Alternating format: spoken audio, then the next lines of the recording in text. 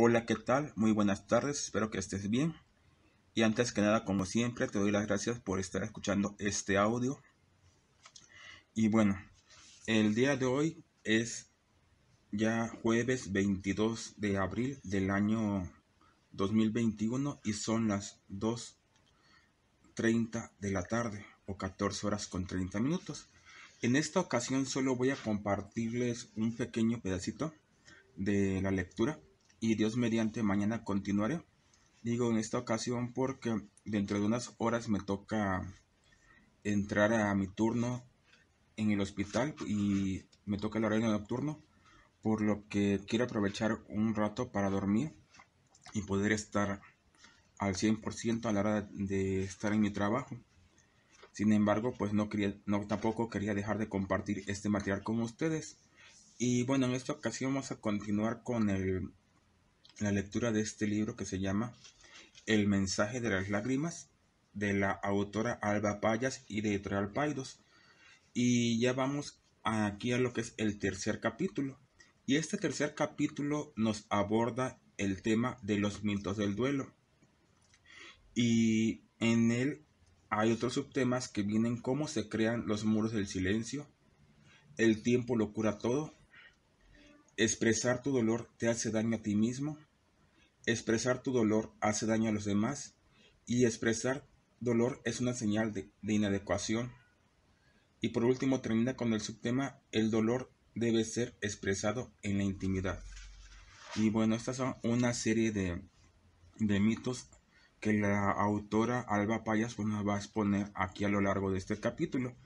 Y también hace un rato, mientras venía revisando la lectura para poderlas comentar con ustedes, eh, recordé algunas situaciones también tanto personales como de amistades. Y es esta parte donde aquí la autora en un apartado a la introducción del capítulo, nos dice que desde niños nos van formando a bloquear el dolor emocional, cuando esto es algo natural, ya que nos dicen pues no, que los niños no deben llorar, o a las niñas también les dicen que si lloran pues que se ven feas. En otras ocasiones, cuando alguien se cae o sufre algún accidente leve, pues le dicen al niño que no pasó nada o simplemente lo ignoramos, a fin de evitar que el niño exprese este dolor que tiene. Y esto pues va creando ciertos bloqueos emocionales, porque el niño aprende de esta manera que mostrar ciertas emociones o ciertos sentimientos pues está mal o es mal visto por los demás, y de esa manera pues se va reprimiendo el dolor ante ciertas situaciones. Y aquí también nos da un ejemplo de una mascota que muere, y pues simplemente a veces lo reemplazan enseguida por otra mascota, o lo tiran o hacen como que no pasó nada, ¿no? Sin embargo, pues eso también es importante manejarlo. Hace unos días también compartía con ustedes en un video, eh, mis niños querían un patito y se los traje a casa, y, y el patito pues estuvo unos días, pero como era muy pequeñito y al ser un ser vivo, pues requiere ciertos cuidados especiales. También hay que tenerlo en cuenta, ¿no? Dependiendo de la edad de los niños y también las condiciones en las que tengamos en la casa, podemos adaptarlo o no a la mascota que el niño requiere. Entonces el patito falleció. Sin embargo, esto se relacionaba con una pregunta: que ¿a qué edad es bueno hablarle de la muerte a los niños? Y bueno, no, simplemente hay que decirles las cosas como son. Tal vez no con palabras rebuscadas, pero sí con un lenguaje sencillo de acuerdo a la edad que el niño tenga, y no ocultar nada acerca de la situación, ya que entre ellos más se habitúen a la muerte, sobre todo en los contextos urbanos. Esto les va a ayudar a futuro con otras pérdidas, ya sea de amistades, de mascotas o de familiares, a aprender a manejar el duelo y entender que la muerte es un proceso natural. Entonces en esa ocasión, cuando el patito falleció, pues yo pues yo me di cuenta en la madrugada que me levanté y posteriormente ya cuando despertó el niño y ya se quiso ir a ver a su mascota, pues ya había comentado yo con mi esposo y pues entre los dos le dijimos al niño que la mascota había fallecido. Sin embargo, es él con el niño más grande y con la niña más pequeña pasó algo también parecido. Sin embargo, ahí fue diferente porque quien le dio la noticia a la niña fue el niño más grande y él simplemente le dijo, el pato ya se murió. Y ahí es donde te das cuenta de que muchas veces nosotros buscamos rebuscamos ciertas ideas para explicarle a los niños cuando simplemente se les puede decir las cosas tal como son y posteriormente conforme vayan creciendo pues van a darle un significado diferente a la pérdida o al duelo que están viviendo, ¿no? Pero de inicio pues es buscar las palabras sencillas y decirle. También mientras revisaba aquí el capítulo me di cuenta de que muchas veces hay muchos mitos, ¿no? Que aquí ella expone a la autora Elizabeth Culver, que fue una de las pioneras en los años 60 acerca de la tanatología, y donde en esos años todavía era muy difícil hablarle de la muerte a la persona en un entorno hospitalario. Sin embargo, pasa el tiempo y nos damos cuenta que tiene que ver mucho con el contexto cultural y la clase socioeconómica, ¿no? El tipo de ideas que tengamos. Porque yo recuerdo, bueno, ella hacía referencia a este acontecimiento en los años 60, ¿no? Pero también yo recuerdo que cuando falleció mi abuela, aunque mis padres todavía viven, papá y mamá, mi abuela fue la que me, pasé más tiempo con ella. Prácticamente ella me crió. Y cuando ella falleció, no le quisieron dar la noticia a su hermano, un medio hermano que tenía mi abuela y que también era para mí importante porque al criarme yo con mi abuela, su medio hermano también era una figura, prácticamente la figura paterna en mi casa. Y no le querían decir porque mi tío abuelo estaba delicado. Sin embargo, él se fue sin saber porque al no querer decirle la noticia, él también falleció a unos meses después. Otra situación que recuerdo que me pasó similar a lo que expone aquí la autora es con respecto a una amistad. Bueno, para los que no me conocen o los que no son de aquí de México, México es un país muy grande en extensión territorial. Y yo vivía en un estado y actualmente vivo en otro estado de la República, muy cerca de la Ciudad de México, la ciudad capital. Y en esa ocasión, y hace varios años cuando yo llegué aquí a la Ciudad de México de Guadalajara, también es una ciudad grande, un poquito y más lejos de donde vivía. No conocía a mucha gente aquí en la Ciudad de México, ¿no? Y entre esas personas que conocí cuando recién llegué, hubo una persona de mi trabajo que me contactó con una conocida, una amiga de ella, la cual era una persona ya jubilada. Y esta persona me contactó y sin tener mucha relación con ellos y con su familia, me abrió las puertas de su casa, me dieron alojamiento, me dieron hospedaje hicimos una amistad muy bonita, ¿no? En lo que cabe de esa, ¿cómo le diré? Esa parte de amistad que muy pocas veces te encuentras, ¿no? Que te apoyan, ¿no? La gente, entonces, sin conocerte.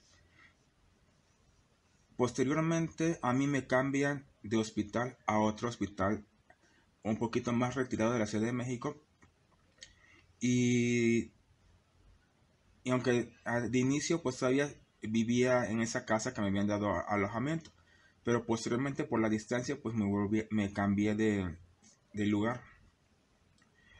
Y ya que me cambié, pues venía a visitar a esta amistad. Y yo ya sabía que tenía una enfermedad terminal, que era cáncer. Sin embargo, no hablábamos tanto de ese tema, pero sabíamos que estaba presente esa enfermedad. De hecho, ese fue un motivo por la que la persona esta se jubiló de manera temprana. Y después de eso, yo dejé de venir durante un periodo de tiempo porque me puse a estudiar la licenciatura, la maestría y así varias. Y entonces ya, pues yo también ya no radicaba también ahí en su casa. Yo dejé de evitar su casa y renté por mi propia cuenta. Sin embargo, pues las personas que me contactaron con esta amistad, pues seguían manteniendo comunicación. Y durante un periodo de tiempo, pues no supe de estas personas. Y ya posteriormente, años después, me entero que ya había fallecido. Y fue algo extraño porque, digo, bueno, era una amistad, pero la persona que con la había contactado con ella indicó a otra persona que no me hicieran comentario de que ya había fallecido. Y pues sí, al inicio me sentí un poquito triste, ¿no? Porque muchas veces, a veces no es que las personas quieran hacernos un mal o hacernos un daño, simplemente a partir de sus creencias que tiene cada persona, pues nos tratan de evitar algún dolor emocional, pero no se dan cuenta que esa medida preventiva a largo plazo pues nos puede afectar más emocionalmente que si nos lo dicen en el momento, ¿no? Ya que estos tipos de duelo, cuando no te enteras de que la persona falleció o perdió la vida, pues es como esos duelos inconclusos de cuando no sabes qué pasó con alguien que secuestraron, que raptaron, que ya nunca llegó a casa, ¿no? Simplemente no es lo mismo tener presente la noticia a que te enteres. Pues después, a veces te provoca cierto enojo hacia la persona que ocultó esa información.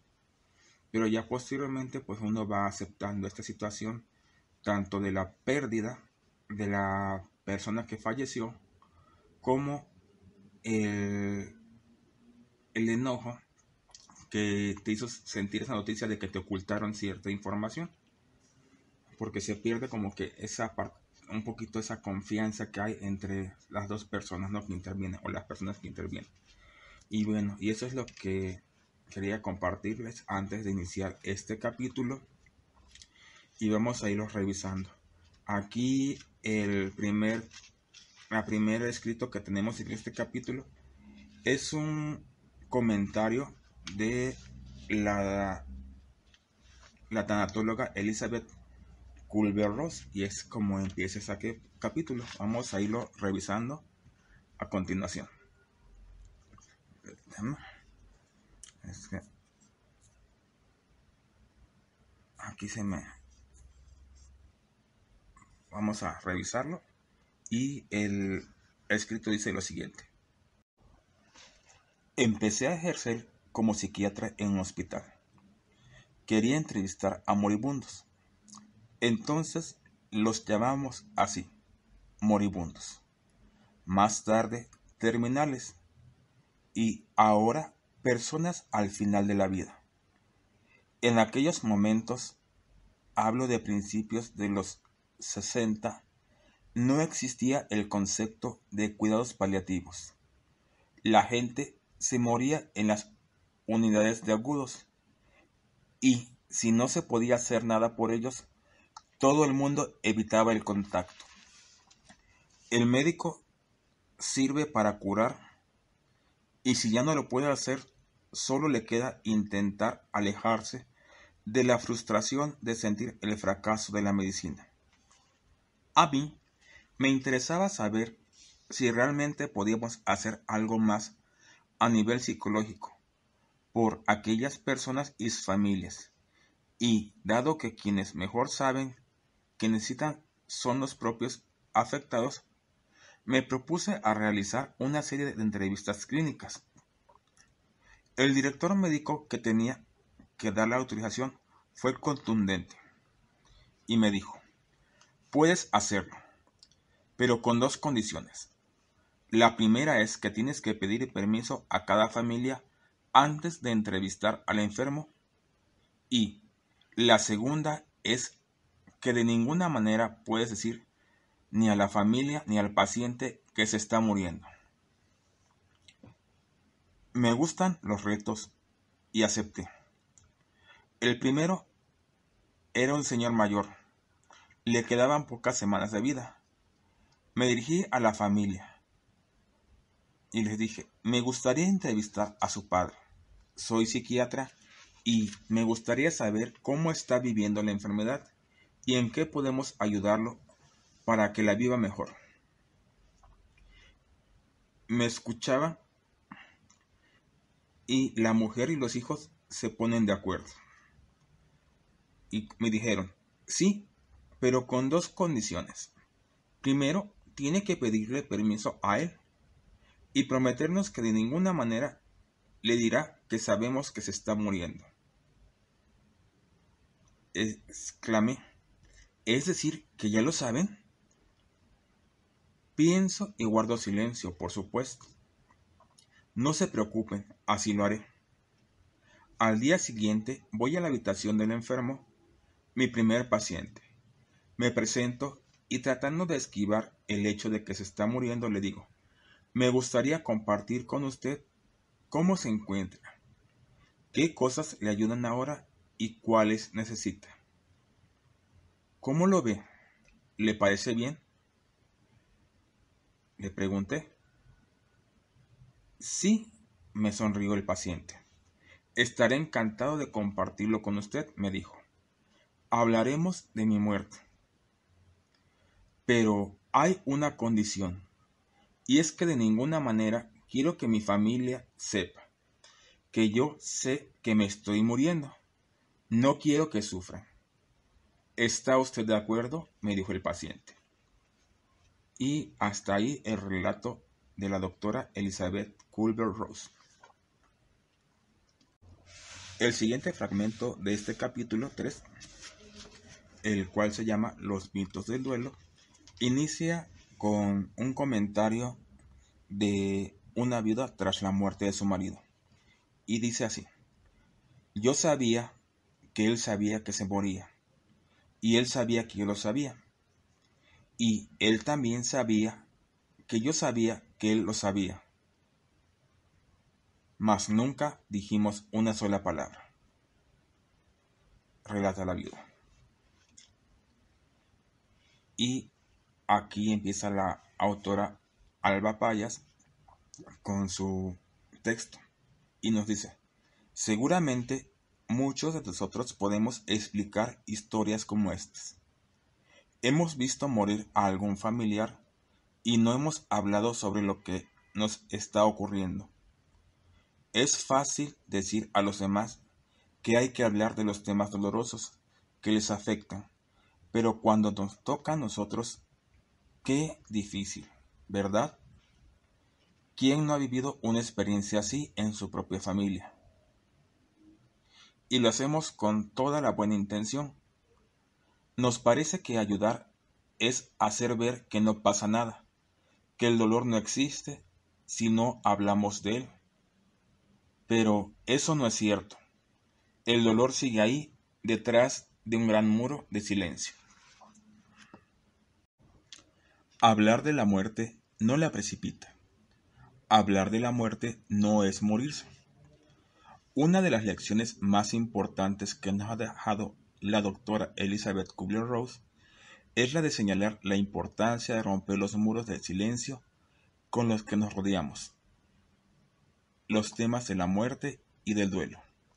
Con seguridad, si preguntáramos a quienes están leyendo este libro qué muerte consideran la más apropiada, ¿cuál desearían para ellos de entre todas las posibles?, coincidirían en que no quieren sufrir, que desean estar con las personas que los quieren en un lugar agradable, si es posible, en casa, y que de ninguna manera pretenden que les prolonguen la vida con medios tecnológicos, en caso de que su conciencia quede mermada y sin posibilidades razonables de recuperación.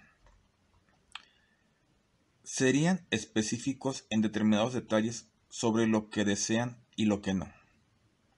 Luego, si les preguntaran a qué miembro de su familia le han comunicado todo esto, eso que tienen pensado, la mayoría de ustedes seguramente me respondería que a nadie.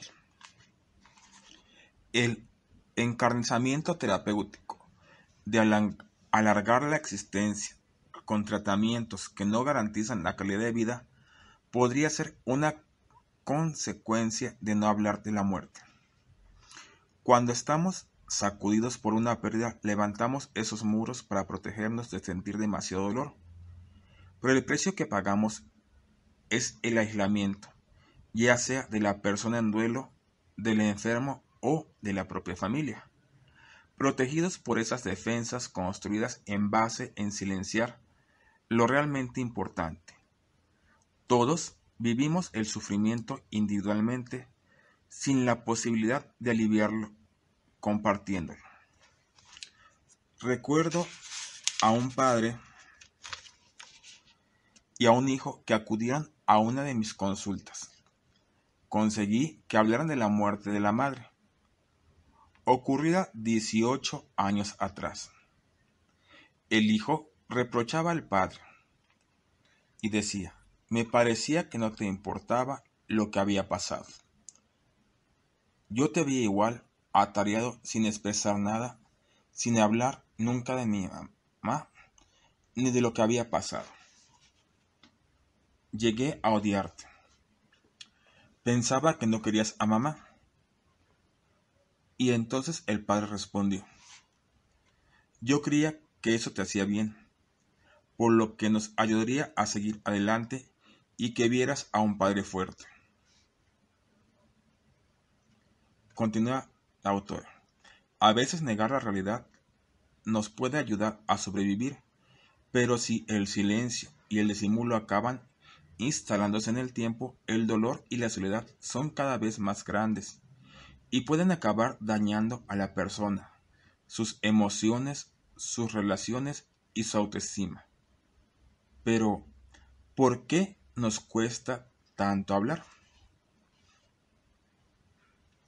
Y aquí viene un comentario de otro paciente. En mi primer día en el grupo de duelo he aprendido 3 cosas importantes. Que lo que nos ayuda es hablar, hablar y hablar. Mi hermano murió con 17 años, yo tenía 15, ahora tengo 50. Y nunca en todos estos años hemos hablado de lo que ocurrió.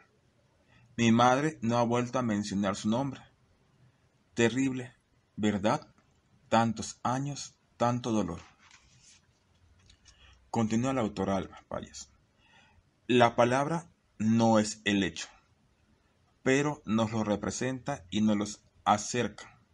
Las palabras con las que nos referimos tanto a objetos como a sucesos o sentimientos nos permiten conocerlos antes de experimentarlos. ¿Cómo se hace eso? Suscitando las emociones con antelación. Es como un milagro y a la vez un reto. Hablar puede transformar nuestra manera de pensar, sentir y experimentar la realidad. Cuando algo nos da miedo, no hablamos de ello, aunque lo tengamos delante de las narices. Así nos parece que estamos protegidos de este sentimiento. Es a lo que se llama esconder la cabeza debajo del ala. Pero desde el punto de vista de la estrategia evolutiva de supervivencia, no está claro que esconder la cabeza debajo del ala, de la manera en que lo hacemos los humanos, es decir, ignorando un peligro o una amenaza, sea una respuesta adaptativa. Pero lo hacemos muy a menudo. Ya lo decía Blaise Pascal. Preferimos vivir la muerte que pensarla. Pregunta: ¿por qué nos cuesta no solo pensarla, sino también hablar de ella? Hablar de la muerte nos prepara para vivir mejor esa experiencia. Los seres humanos tenemos un mecanismo que nos prepara para afrontar retos o amenazas: la capacidad de anticipación. Anticipar consiste simplemente en pensar y hablar sobre la experiencia antes de que ésta se produzca. Las palabras nos aproximan a los hechos y eso nos permite experimentarlos antes de que sucedan, o si se trata de un recuerdo, mucho después de que haya sucedido. Es un mecanismo potentísimo cuya función precisa es poder graduar el nivel de sufrimiento y dosificarlo para que no nos tome desprevenidos.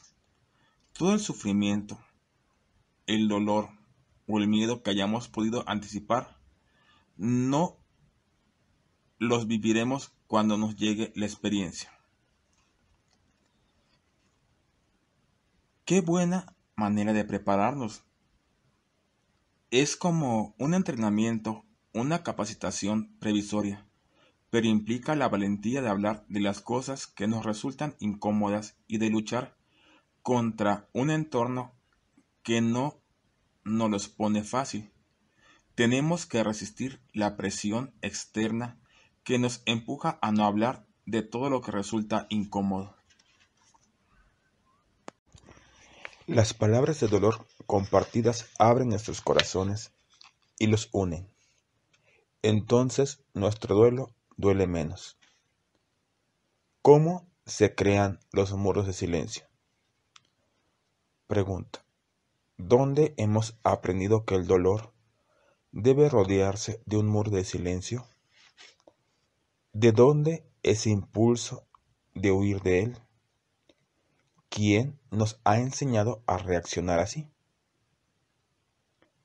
Eres pequeño. Pongamos que tienes 6 años, vas en bicicleta y te caes. O estás enfermo. O te ha pasado algo en el colegio y al llegar a casa buscas a tus padres. Observa las diferentes reacciones de los adultos que te rodean. Inciso A.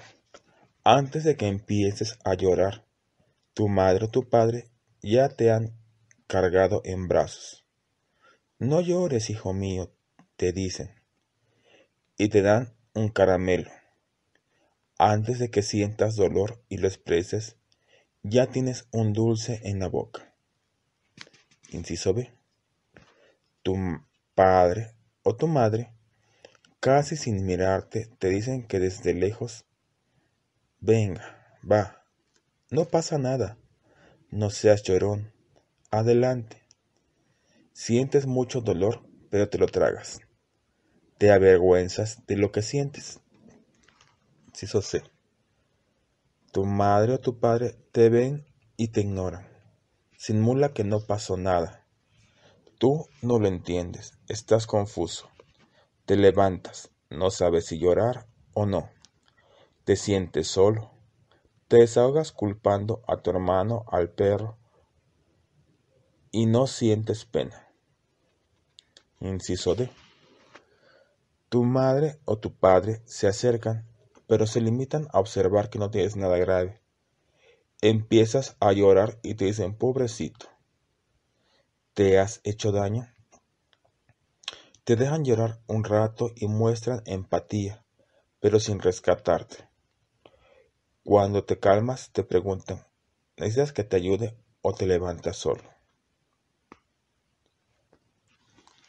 Ahora dice la autora: también podemos analizar la versión del duelo.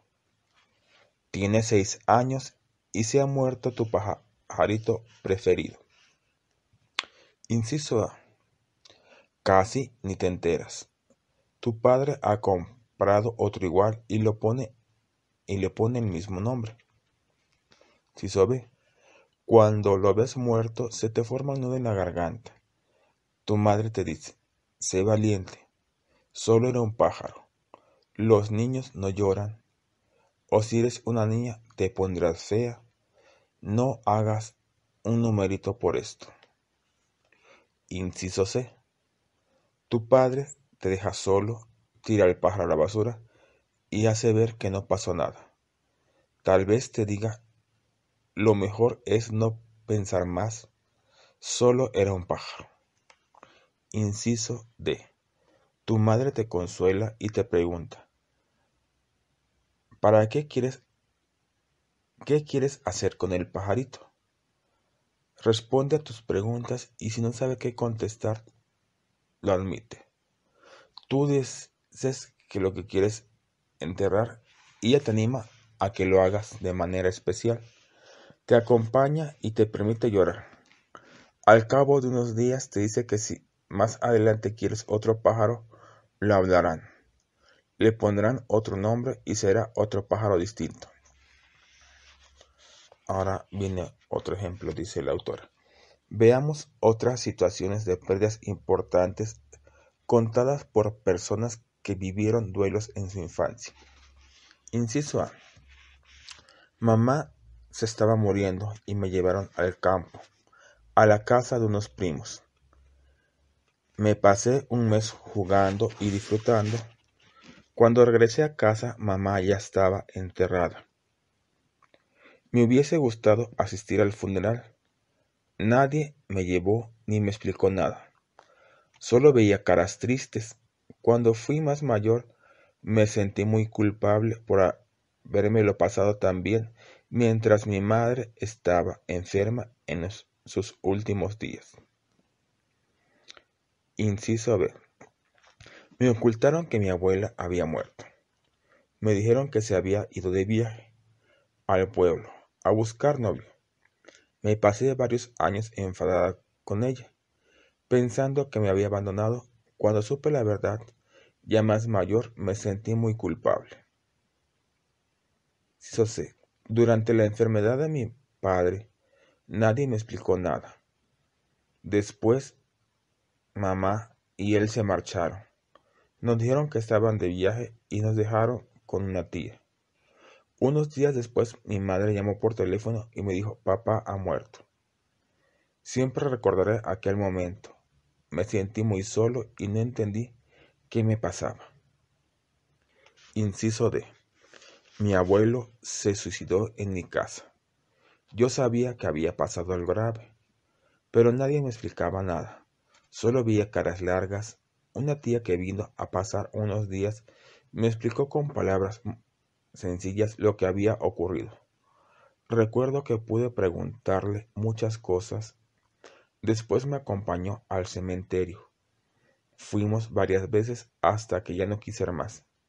Siempre le estaré agradecida.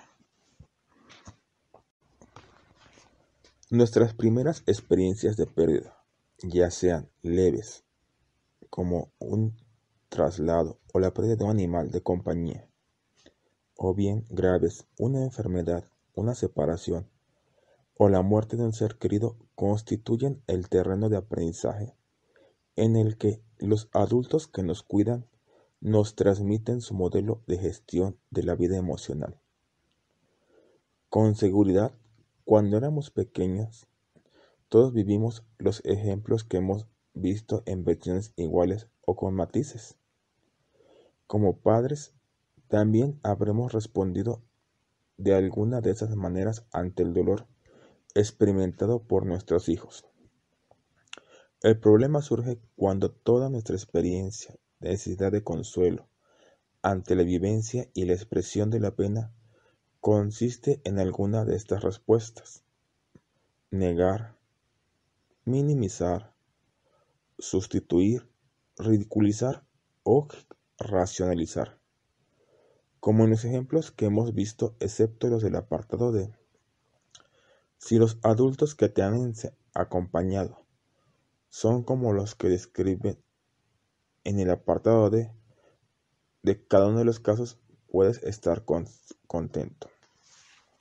Y viene una cita que dice, un niño puede vivir cualquier cosa siempre y cuando se le diga la verdad y se le permita compartir con sus seres queridos los sentimientos naturales que tenemos cuando sufrimos. Y le escribió Lawrence L. Lesham. Y continúa la autora. Si te identificas con el respecto de los apartados A, B y C, es posible que ahora tengas una pista de por qué vives algunas de las siguientes situaciones. Primera situación. Cuando sientes dolor, no entiendes qué te ocurre. No sabes poner nombre a tus emociones y esperas que alguien venga a rescatarte sin pedir ayuda. Segunda situación. Te enfadas cuando vives una pérdida y desplazas tu ira hacia los demás, en tu pareja, tus amigos o tus hijos. Tercera situación. Te sientes víctima de la vida, consideras que es dura e injusta contigo. Te deprimes. Cuarta situación. Crees que demostrar dolor no sirve de nada, que es una señal de debilidad. Te da vergüenza mostrarte vulnerable. Crees que cuando vives una pérdida debes tragarte el dolor y que pedir ayuda no sirve de nada. Quinta situación. Tienes sensaciones extrañas. Te dices que tienes que ser racional y que el tiempo lo cura todo. Y si eso no es suficiente para calmar tu angustia, te esfuerzas continuamente en distraer tu dolor o anestesiarlo, comiendo, ocupándote en un montón de tareas, bebiendo o aislándote. Ahora continúa la autora. Si vives alguna de estas situaciones o varias a la vez, ya lo sabes, son maneras de levantar muros de protección ante el sufrimiento natural de tus pérdidas, maneras aprendidas de los adultos que te daban cuando eras pequeño. Tu modelo de gestión del dolor es el que tuviste en tu familia, en tu entorno social y en tu colegio. Ahora lo tienes tan interiorizado que ya lo has hecho tuyo y forma parte de lo que llamamos sistema de afrontamiento de protección en el duelo. Este conjunto de respuestas ante el dolor se basa en una serie de creencias que lo sostienen.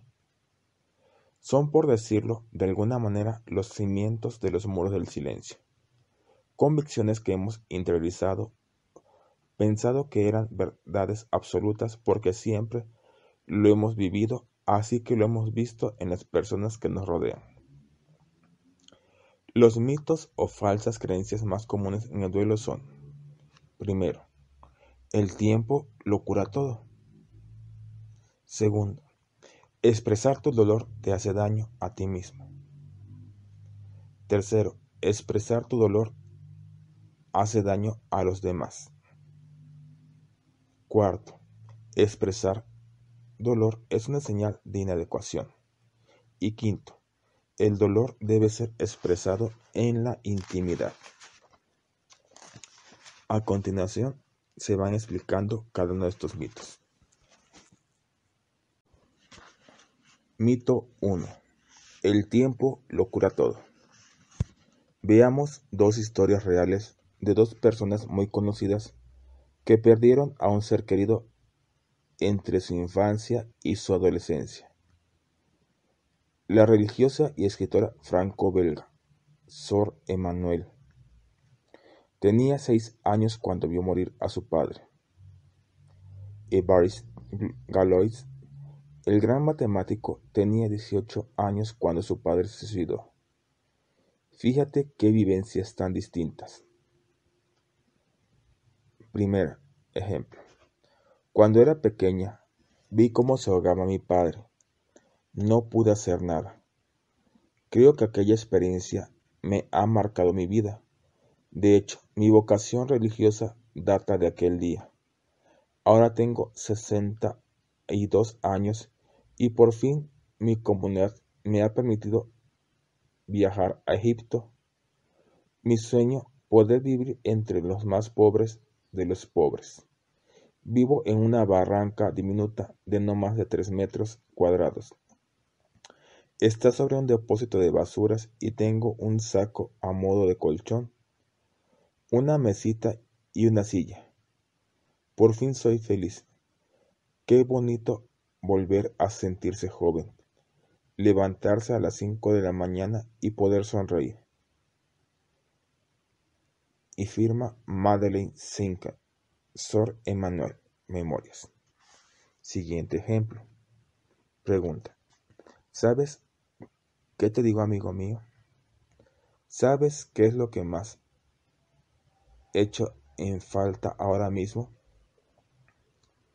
Y solo puedo confiártelo a ti, alguien a quien pueda querer y querer solo en espíritu. He perdido a mi madre y nada nunca lo podrá sustituir ni reemplazar. ¿Me oyes? Y firma Évariste Galois. Nota de su intento de suicidio. Pregunta. ¿Se curan solo las heridas? Algunas sí, es cierto. Hay heridas que el propio cuerpo supera con el tiempo y con los procesos naturales de desinfección y cicatrización. Si fuese igual con el duelo, que es una herida emocional, solo sería cuestión de suprimir la sintomatología, anestesiarla, sentarse y tener paciencia. Pero hay heridas que se infectan y son peores, invadiendo el cuerpo de la persona afectada. Otras cicatrizan, pero se quedan llenas de pus por dentro, de forma que en cualquier momento podrán reactivarse la infección. En otros casos, alguna estructura interna, por ejemplo, un hueso, no se cura bien y si no se restaura, la herida se encapsulará y quedará mal curada para siempre. Existen numerosas experiencias de duelo en las que la infección no se ha curado bien, o huesos que no se han soldado como deberían porque no se recolocaron correctamente en su momento. Veamos algunos ejemplos de heridas de duelo mal cicatrizadas. Primer ejemplo. Hace 5 años que mi hermano perdió a su hija de 10. Parece que está bien, pero lo veo muy irritable. En el trabajo me dicen que está tenso y que salta a la primera de cambio. Pero el duelo lo lleva bien, al menos no lo vemos triste ni habla del tema. Se distrae, lo único es ese mal humor que tiene siempre. Antes no era así. Segundo ejemplo. Después de la muerte de mi hijo, me dijeron que lo llevaba muy bien, que el tiempo me ayudaría. Me hice la fuerte y decidimos no hablar del tema en casa. Han pasado 8 años. Un año después del suceso, mi marido y yo nos separamos. Mi hijo mayor no levanta la cabeza. Lo veo mal y a mí me acaban de diagnosticar un cáncer. Tercer ejemplo. Después de la muerte de mi madre, parecía que mi padre estaba bien. Se veía triste, pero lo solucionaba manteniéndose muy ocupado. Un año después sufrió un ataque al corazón. Cuarto ejemplo. Perdí a mi primera pareja cuando tenía 24 años. Estábamos a punto de casarnos.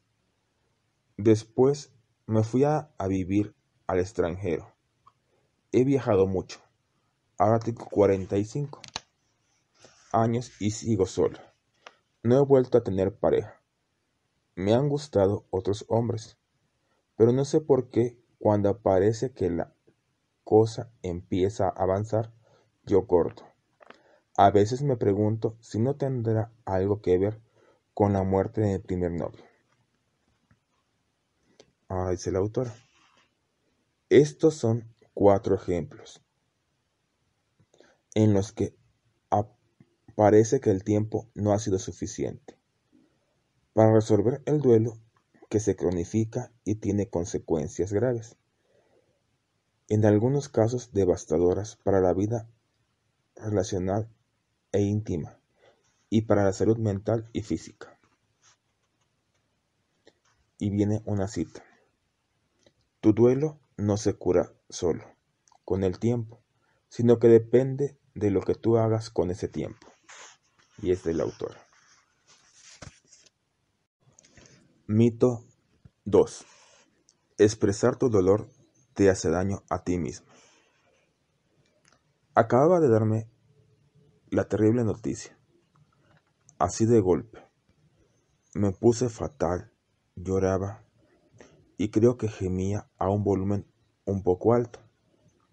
El médico estaba visiblemente apurado. Entonces me dijo que la enfermera me daría algo. Cuando ella me acercó el vaso con una pastilla, le pregunté: ¿qué es esto? Un Valium, me dijo. Se sentirá mejor. No lo entendí.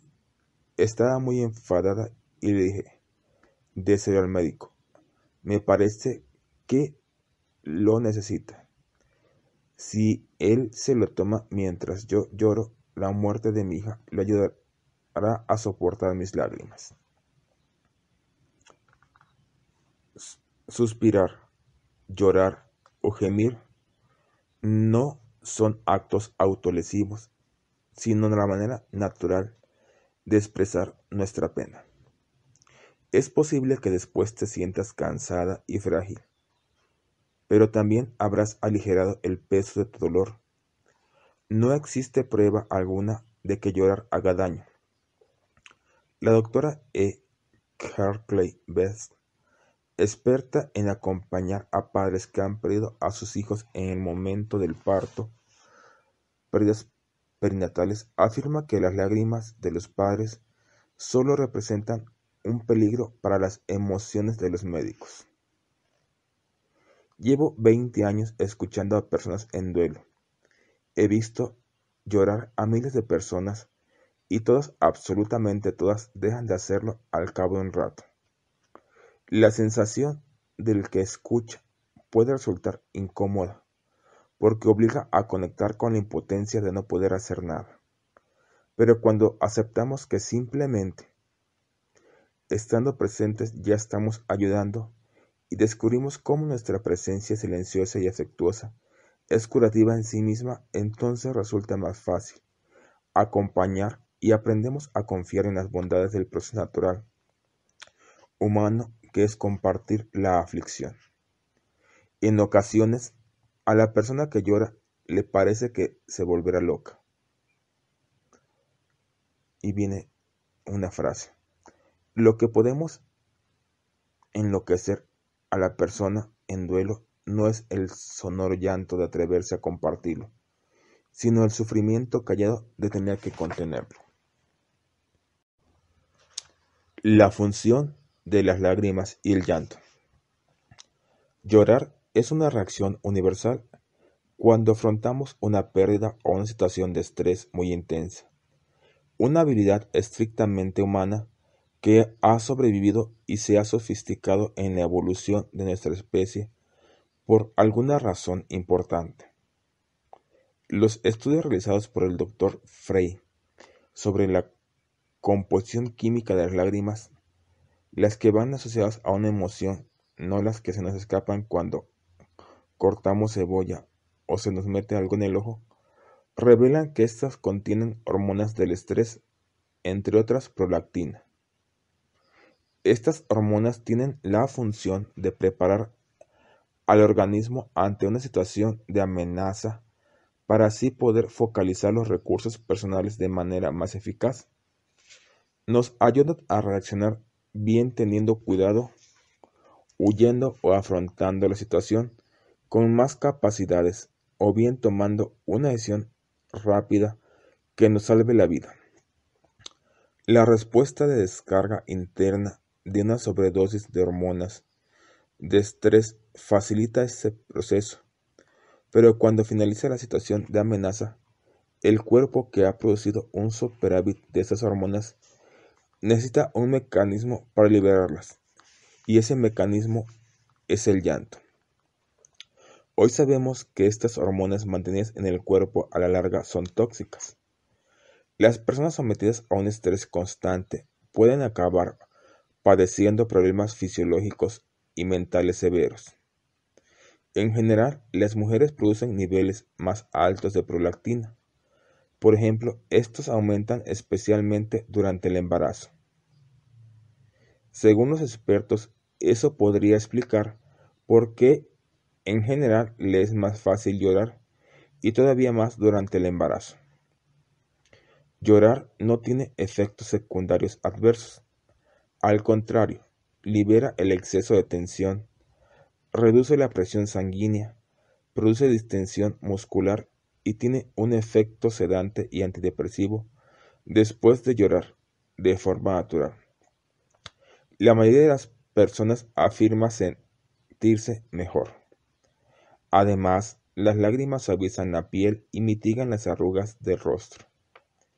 Es cierto que los ojos se enrojecen y quedan hechos un asco, sobre todo si vas maquillada. Sin embargo, si descansas después al día siguiente, comprobarás que te has sometido a un tratamiento de belleza natural. No llorar aumenta la tensión muscular y el nivel de estrés, y puede acabar provocando problemas vasculares por el aumento de la presión sanguínea. Llorar también tiene una función social. Es una manera de pedir ayuda. Cuando estamos tristes y lo demostramos, los demás se acercan y nos ofrecen su apoyo. Nos preguntan si necesitamos algo. Ver llorar a alguien invita a la compasión y alerta a la comunidad de que uno de sus miembros necesita ayuda. Pregunta: imagina qué pasaría si un bebé se perdiese en una ciudad y no llorase. El llanto es la manera que tiene un niño de restablecer la vinculación con los adultos y de expresar su malestar para él que todavía no tiene palabras. Para los niños, llorar es una manera de pedir ayuda física y emocional. No saben llorar solos. Paradójicamente, al adquirir la habilidad de inhibir el llanto, los adultos terminamos llorando en la intimidad. Por lo tanto, perdemos la función social y solo nos queda la descarga. Y dice una frase del autor: las lágrimas vertidas por nuestros seres queridos ausentes son un signo de nuestra humanidad. Hablan de un amor que sigue vivo, de una pena que no quiere olvidar. Y continúa: el llanto tiene además, otra función, que describiremos en el capítulo 8, cuando hablamos de la importancia de los recuerdos. Si bien ciertamente llorar niebla nuestra visión del externo, a la vez la expresión del llanto tiene la cualidad de disipar el velo de nuestro mundo interior. Las lágrimas son portadoras de mensajes esenciales para nuestro duelo. Notas del terapeuta. Las funciones del llanto. El llanto en forma de descarga de lágrimas es un proceso fisiológico de liberación del exceso de hormonas responsables del estrés, ACTH, prolactina. Funciones fisiológicas: liberar tensión, reducir la presión sanguínea, favorecer la relajación muscular, favorecer un efecto sedante y antidepresivo, mejorar el estado anímico. Función social de comunicación: forma no verbal de pedir ayuda física y emocional en momentos de estrés o sufrimiento. Responder al dolor de otro mostrando empatía. Función emocional: elaborar la pérdida y dotarla de significado. Mito 3. Expresar tu dolor hace daño a los demás. Cuando mi hijo me ve llorar, siempre me dice: mamá, no llores. ¿No ves que te hace daño? Hazlo por nosotros. Tengo que encerrarme en la habitación para que no me vea. Cuando estás en duelo y expresas tristeza, pena o añoranza, despiertas emociones en las personas que te rodean. Nos haces llorar, dicen. Y estaría bien poder responder, sí, claro, no pasa nada. Podemos llorar juntos si quieres. Seguramente desde el respeto y el miedo a hacer daño, lo que haces es callar, tragarte el nudo y amordazar el dolor. La tristeza queda sepultada en el corazón. Sentir dolor cuando una persona muestra su aflicción es natural y forma parte de la experiencia de relacionarnos y compartir emociones sobre las cosas que nos ocurren. No ocultar nuestra pena mientras escuchamos a alguien que nos habla de su duelo es bueno. Transmitimos que nos afecta, que los sentimos, que amamos, que nos importa y que nos impacta lo que comparte con nosotros. También, en muchas ocasiones, esa emoción tiene que ver con las pérdidas de quien escucha. Se nos despiertan las propias experiencias que todavía nos conmueven. Es curioso observar cómo en los velatorios o después de un funeral los acompañantes acaban hablando de sus duelos en lugar de consolar a la familia. Dicen, cuando se murió mi, cada uno relata sus historias. Las lágrimas de los demás conectan con las nuestras, con las que hemos derramado y podemos vivir esa experiencia como una amenaza o como una oportunidad. Y dice una frase, las lágrimas de emoción derramadas por el otro despiertan las nuestras adormecidas y arrebatan al tiempo y al olvido su botín. Ahora continúa.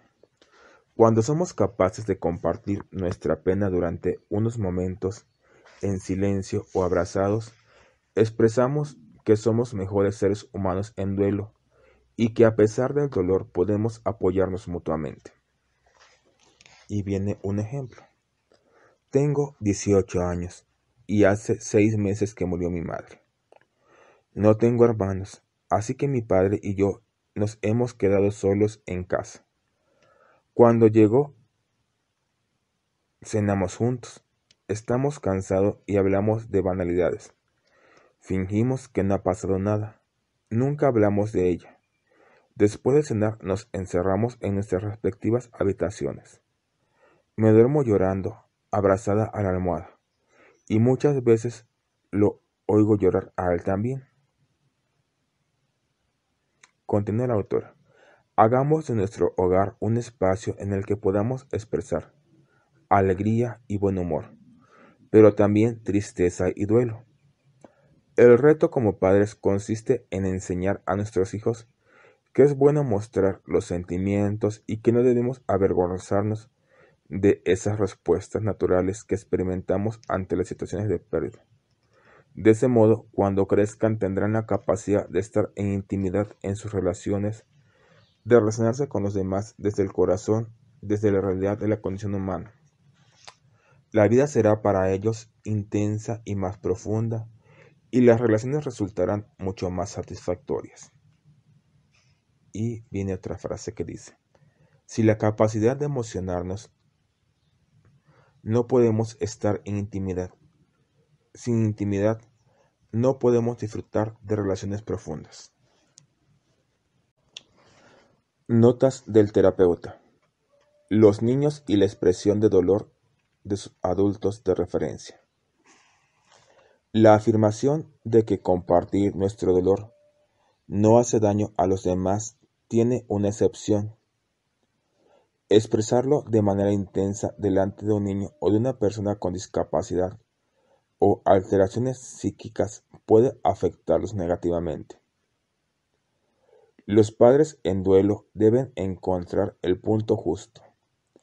No siempre fácil, entre expresar lo que sienten porque es natural y humano, de manera que ofrecen a sus hijos un modelo de cómo gestionan los adultos el dolor, y a la vez no mostrar un nivel de dolor excesivo que haga que el niño se sienta desbordado, en peligro o desprotegido, o que piense que es responsable de ese sufrimiento.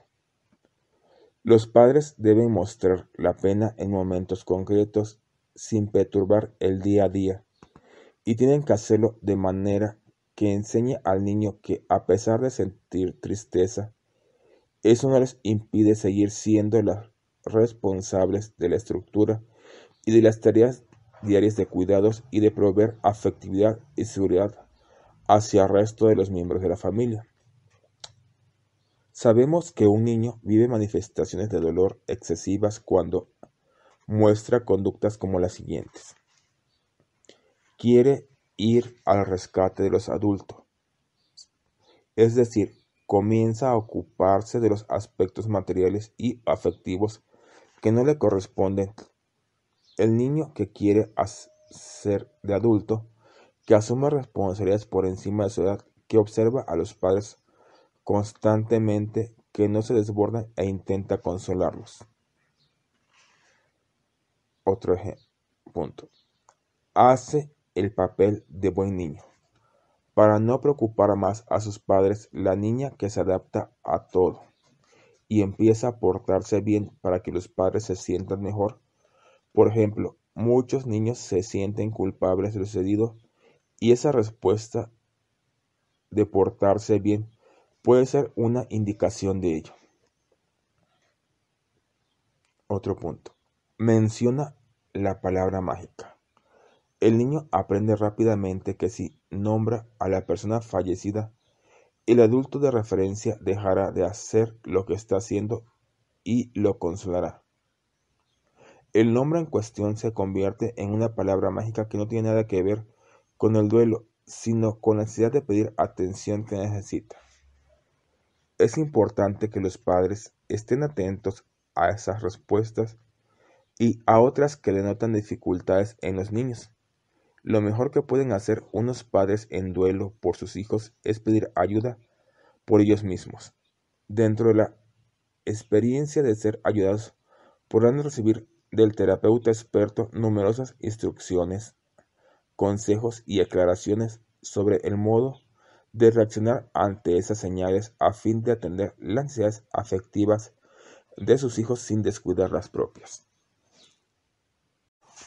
Mito número 4. Expresar dolor es una señal de inadecuación. Comencemos con dos historias. Primera historia. Hoy Luis ha vuelto al trabajo. Es su primer día después de la muerte de su mujer. Qué bien lo lleva. Es admirable. Se le veía contenido, esforzándose por no decaer. No ha dicho nada. ¡Qué fortaleza!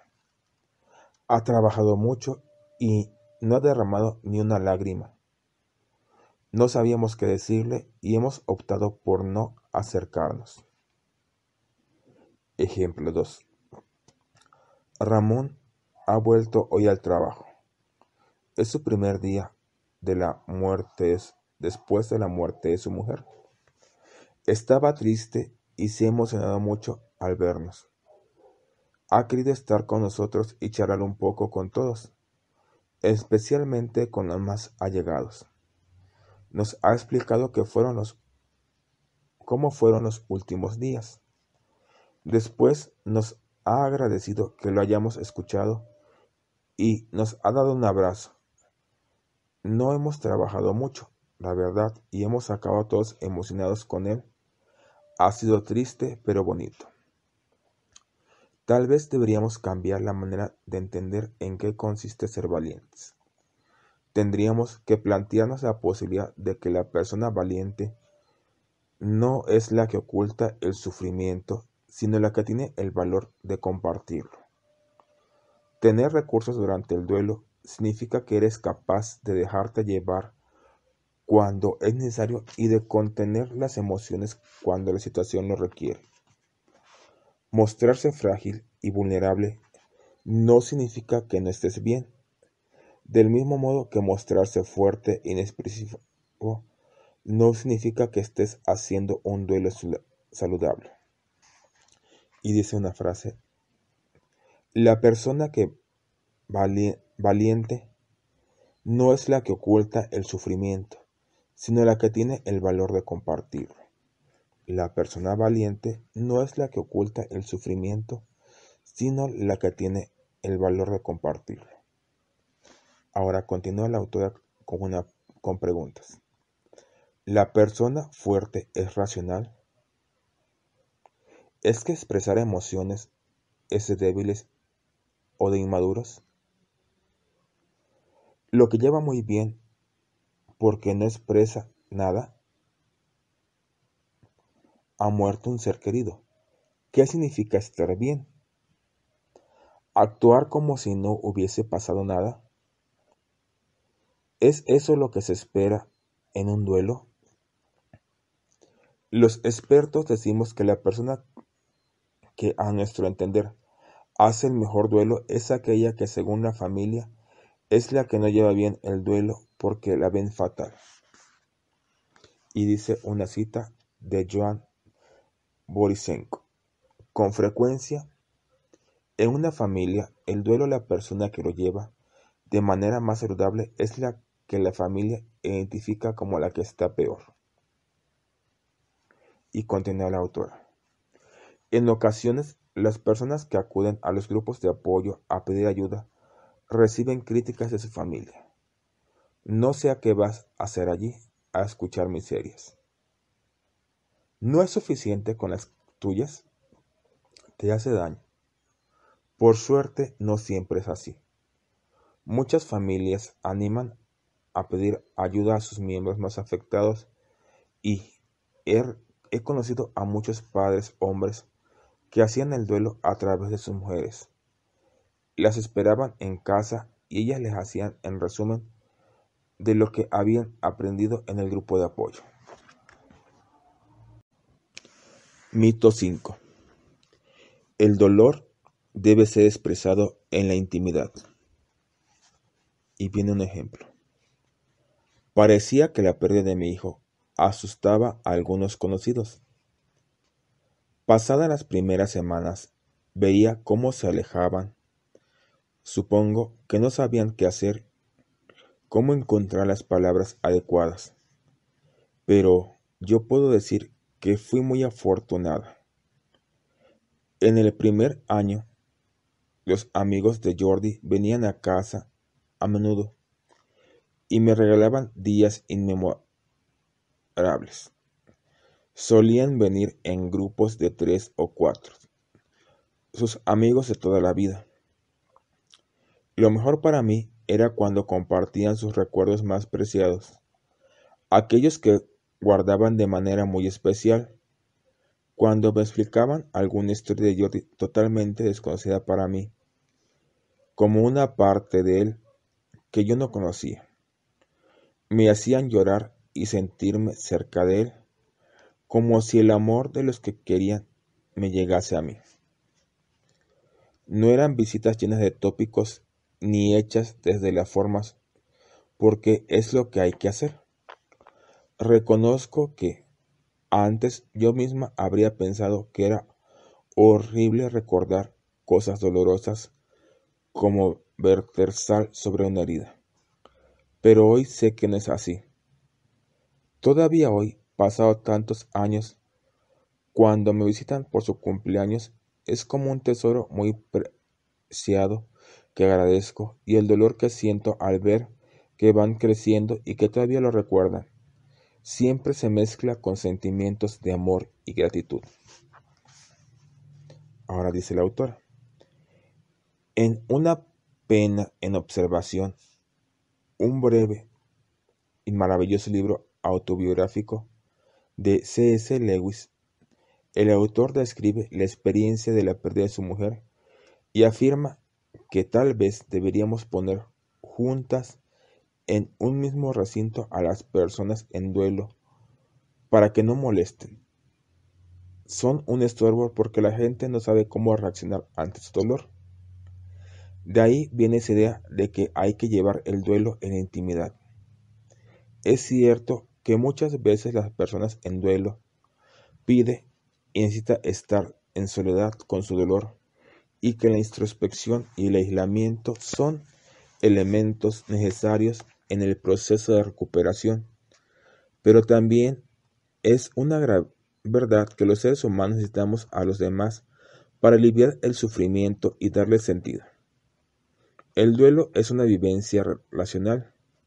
Según los estudios sobre el duelo, quienes realizan bien el proceso, quienes se recuperan mejor, son aquellos que tienen a otras personas con las que compartir, a los que los amigos y la familia no abandonan a pesar del tiempo, a los que nadie da de alta antes de tiempo, personas a las que no les da miedo escuchar, que no tienen prisa, que no te interrumpen, que no se ausentan de tus emociones. Si tienes una persona así a tu lado o cerca, no dudes en pedirle ayuda. Poder disponer de un tiempo para compartir tus sentimientos, sean los que sean, de un espacio de escucha sensible, es absolutamente indispensable cuando estás en duelo. Las personas que no tienen a nadie con quien hablar sobre lo que están viviendo, de sus preocupaciones, fantasías, miedos o ansiedad, son las que tienen más posibilidad de desarrollar un duelo complicado que puede acabar en una depresión. Sabemos bien que los padres y las madres en duelo por la pérdida de un hijo están mejor cuando hablan de lo ocurrido y no intentan hacérselo fuertes entre ellos. Paradójicamente, los intentos de proteger a la pareja disimulando el dolor y evitando todo lo que hace referencia a la pérdida no hacen más que alargar e intensificar los síntomas del duelo de los dos. Y aquí viene otro ejemplo que nos dice: creí que mi quehacer desde el momento en que nuestra hija falleció era atender a mi mujer. Ahora, después de 4 años, me ha tomado por sorpresa como un grito interior. No he podido llorar la muerte de mi hija, lo que me ha hecho que me derrumbe. No puedo responsabilizarla a ella, sino a que no he sabido gestionar los hechos para que no nos hicieran daño ni a ella ni a mí. El duelo que no he vivido ahora me pesa y sé que debo hacer algo. Y si hay un responsable, he sido yo por mi forma de ser y por no comunicarme ni lo suficiente ni como debería haberlo hecho. Continúa la autora. Los seres humanos somos seres vivos, que establecemos los vínculos sociales más complejos, que tenemos más capacidad para sentir emociones y que podemos expresar el dolor de manera más sofisticada cuando esos vínculos se ven amenazados o se rompen. Estas habilidades han sobrevivido a lo largo de la evolución de nuestra especie y sin ninguna duda tienen una función adaptativa y de supervivencia. La dimensión relacional del duelo expresada en necesidad de compartirlo es tan más es importante que la dimensión subjetiva. Somos seres sociales. Necesitamos amor, afecto, consuelo, reconocimiento y aceptación de los otros para poder crecer, madurar y vivir en plenitud. El hecho de no reconocer y no saber expresar nuestra aflicción natural ante las pérdidas y los traumas de la vida se convierte en una especie de acto contra natura, una negación de aquello más intrínsecamente humano. Y no solo perdemos la oportunidad de tener necesidades afectivas cubiertas, sino que además herimos los sentimientos de los demás. Es evidente que no podemos forzar a nadie a expresar aquello que no puede, y que las personas necesitan un tiempo para poder compartir Cuanto más traumáticas son las experiencias, más tiempo de gestión requiere. Con mucho tiempo, sin embargo, integrar la vivencia del duelo pesa necesariamente por verbalizarla y compartirla con los demás. Y termina este capítulo con esta frase: el duelo es una herida provocada por falta de relación que solo se puede curar dentro de otras relaciones. Fin del capítulo.